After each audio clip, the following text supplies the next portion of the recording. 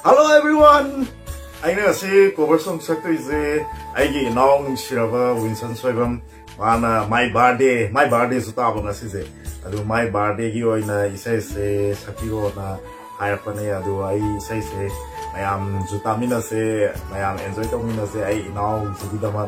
adu mayam na nungsibiduna inaw zibu wish tawiyo ai adu magi to dum hapsa ke sai sida Winson Soibam ai nungsiraba inaung ne adu mayam haibai taba aina sakto isai se mayam punna tamina siko inaw sigi khalaga.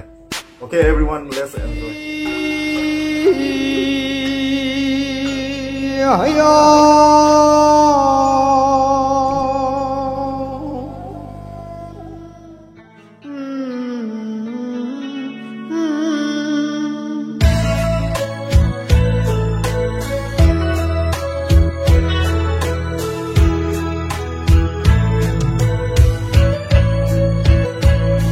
Nung si mai thong do yin lơ u khờ dịch tăng mồ món nốt lơ u nung si mai thong do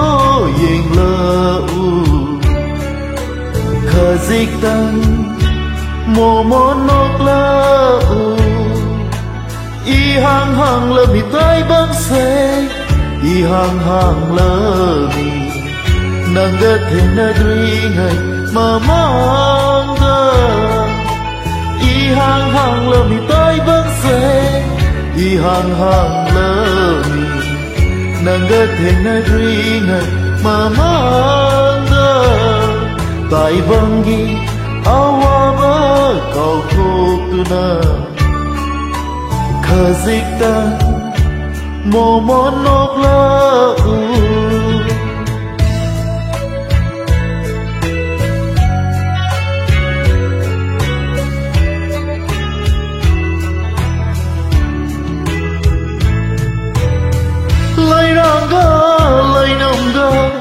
Isaiga surga kai dong num dalam daro adunai kudoni na haki thawaiga ai haki hakjaga kai dong da lap daro thamoiga dinarsi khazik tan mo mon nok la u nung si mai thong do yin la u khazik tan mo mon nok la u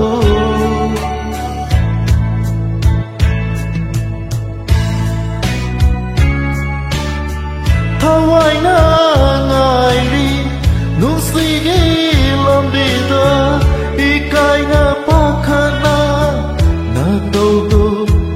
yeng za ke khana nung si bi na ha ki thawai ga ai ha ki ha changa thei dong da lam na ro thamoy ga ti na si khazik tăng mo mon nok la u nung si mai thong do yin la u khazik tăng mo mon nok la u